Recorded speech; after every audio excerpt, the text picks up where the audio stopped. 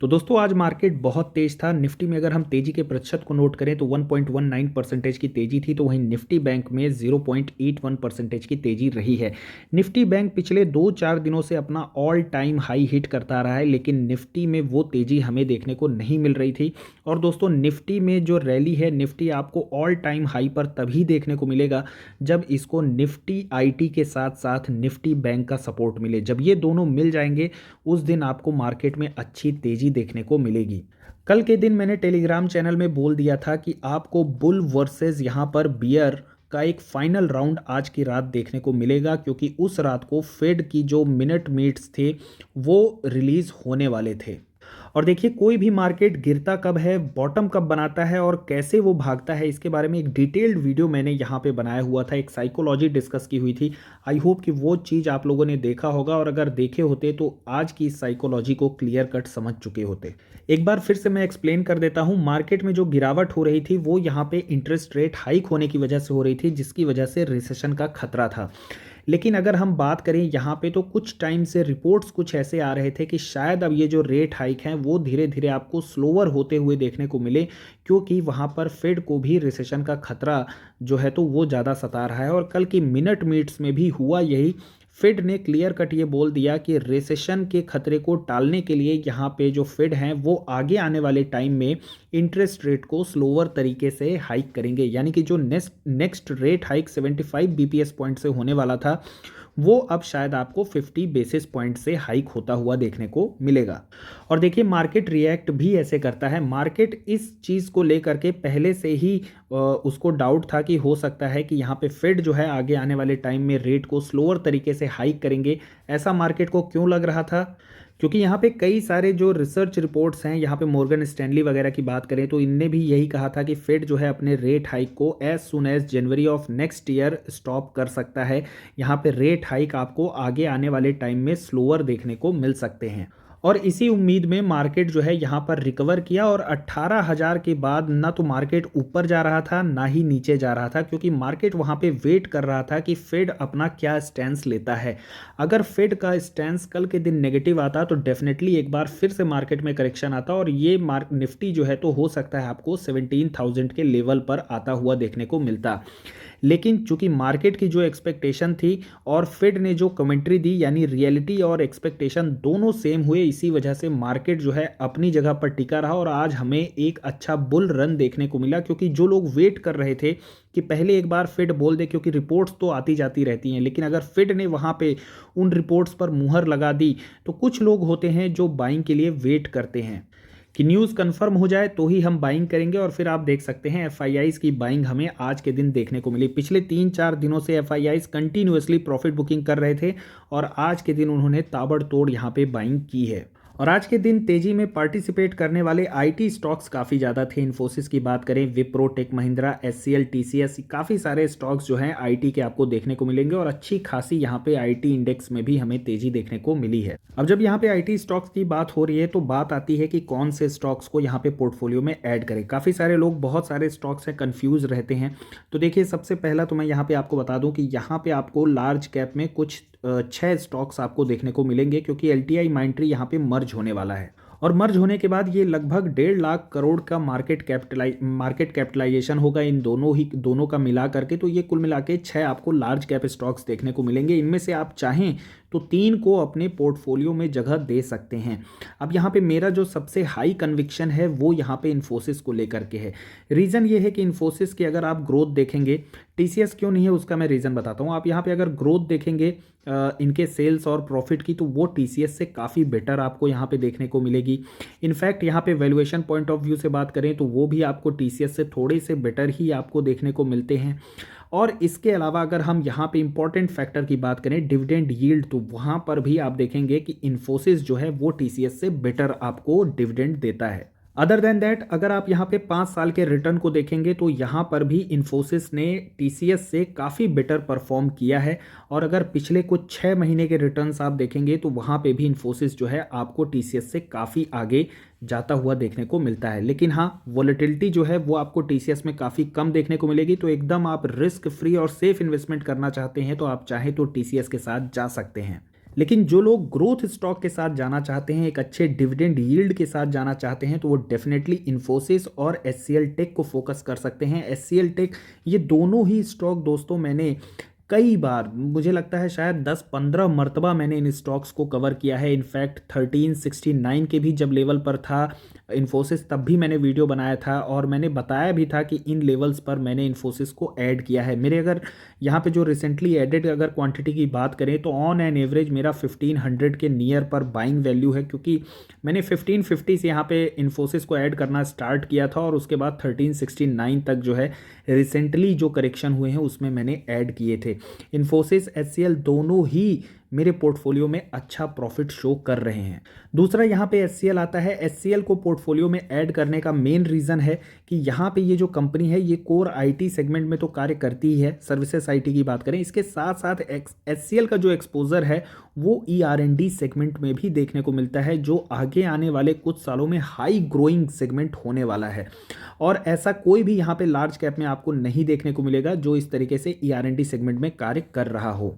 इसके अलावा तीसरा जो पिक है, मैंने यहाँ पे माइंट्री को रखा हुआ था अपने पोर्टफोलियो में एज अ मिड कैप, मैंने लार्ज कैप के हिसाब से नहीं रखा था, लेकिन अब ये दोनों जो मर्ज होकर के लार्ज कैप हो जाएंगे तो एलटीआई माइंट्री जो है मेरे पोर्टफोलियो का हिस्सा हो जाएगा। मैंने माइंट्री को ऐड किया था, रीज़न ये था कि यहाँ पे ग्रोथ बहुत ज़बरदस्त है। आप देख सकते हैं पूरे यहाँ पे इंडेक्स को इनने बीट करके रखा है और हर क्वार्टर में कंपनी ने बेहतरीन परफॉर्मेंस दिया है।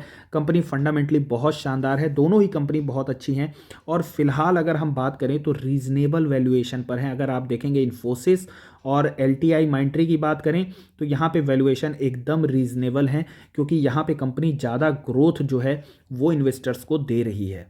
जो लोग मेरी वीडियो को रेगुलर फॉलो कर रहे होंगे उन्होंने देखा होगा, मैंने recently I think it's been a 1 month कि मैंने यहाँ पे जो है तो इन्फोसिस को और एचसीएल को फिलहाल कवर करना बंद कर दिया है, क्योंकि वहाँ पे जो है तो अब एक रैली हमें देखने को मिल रही है, एक ग्रीड हमें देखने को मिल रहा है। और दोस्तों कोई भी अच्छा स्टॉक हो, फंडामेंटली स्टॉक, मैंने एक नहीं 100 मरतबा बोला है, आप एफएमसीजी को ले लीजिए, आप यहाँ पे जो है तो आईटी स्टॉक्स को ले लीजिए, कंजम्पशन स्पेस से स्टॉक्स को ले लीजिए, ये सारे स्टॉक हमेशा एक हेल्दी कैश फ्लो जनरेट करते हैं। और जो कंपनी कैश रिच है, कैश फ्लो जनरेट करती है, रेगुलर प्रॉफिट में ग्रोथ है, कितना भी गिरे, कितना भी बाई ऑन डिप्स आए, उनको ऐड करने में आपको डरना नहीं चाहिए, क्योंकि वो कंपनियां कभी ख़त्म नहीं होंगी।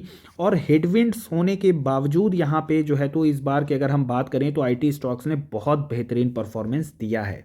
फिलहाल अगर हम बात करें कोई वैल्यूएशन के हिसाब से आईटी स्टॉक्स अभी भी ऐड करने लायक है तो वो मुझे लगता है यहाँ पर एलटीआई है। उसका रीज़न ये है कि अगर आप देखेंगे यहाँ पे इन तीनों स्टॉक्स को तो ये अपने ऑल टाइम हाई से जो है तो बहुत ज़्यादा दूर नहीं है, लेकिन वहीं अगर हम एलटीआई की बात करें तो ये अभी भी आपको 35% के करेक्शन पर अवेलेबल है। और इस स्टॉक में अगर हम डाउन साइड रिस्क की बात करें तो बहुत ज़्यादा मुझे नहीं दिखता है। 4000 का एक यहाँ पे अगेन ये बॉटम लगा सकता है अगर गिरावट होती है, तो इसको, इस स्टॉक को अगर आप चाहें तो हर एक 500 के फॉल पर इसमें जो है तो आप एडिशन कर सकते हैं, एक्यूमुलेशन कर सकते हैं। एक और स्टॉक है जो अच्छे करेक्शन पर अवेलेबल है, एक हाई ग्रोथ स्टॉक है यहाँ पे टाटा कंज्यूमर।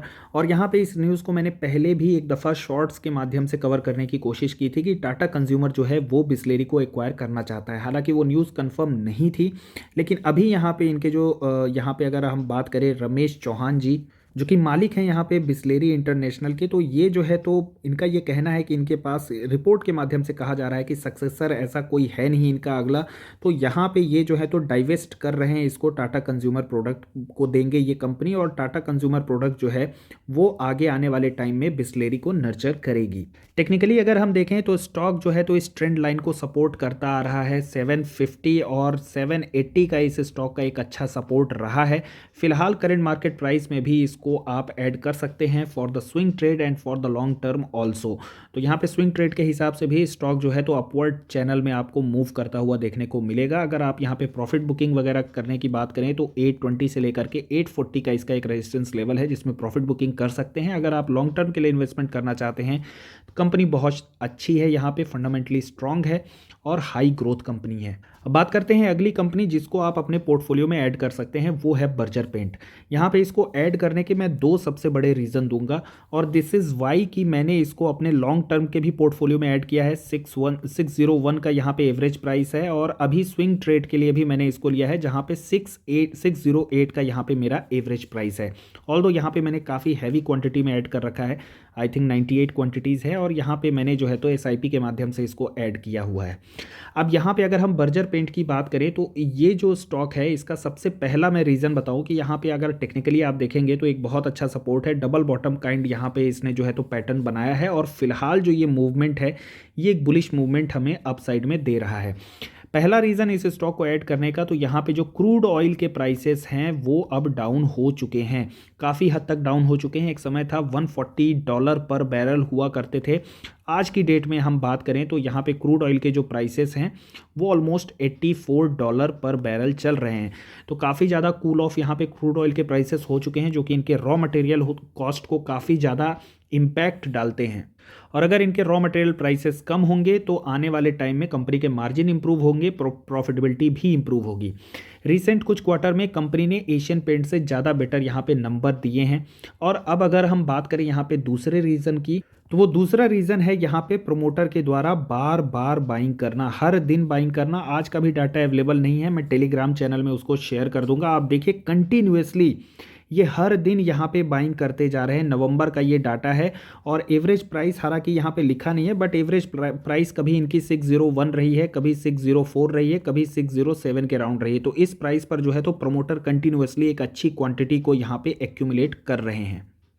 तो अगर आपको यहाँ पे कंपनी के फंडामेंटल सही लगते हैं, कन्विक्शन सही लगता है तो इसको भी आप कंसिडर कर सकते हैं। देखिए एक बात और मैं यहाँ पे कह देना चाहता हूँ, ये सारे मेरे विचार हैं, ये सारे मेरे आइडियाज़ हैं और मैं जो भी मैं इम्प्लीमेंट कर रहा हूँ वो मैं आपके साथ शेयर कर रहा हूँ। इसमें कोई भी रिकमेंडेशन नहीं है। आप अपनी रिसर्च और अपनी एनालिसिस ज़रूर करें। मेरे कहने मात्र से आपको कोई भी शेयर बाई या सेल नहीं करना है क्योंकि सेबी की गाइडलाइंस जो है काफ़ी ज़्यादा रिस्ट्रिक्ट हो रही हैं। तो ये मेरा जो डिस्क्लेमर है वो काफ़ी ज़रूरी हो जाता है। बात करते हैं अगले स्टॉक यहाँ पे एस्ट्रल। इसको क्यों ऐड करना है उसका रीज़न है, मैंने अभी रिसेंटली यहाँ पे इस प्राइस पर ऐड किया है, बिल्कुल मैं बता देना चाहता हूँ। और डिस्क्लेमर अगेन है कि मेरे कहने पे कोई भी बाई या सेल नहीं करना है।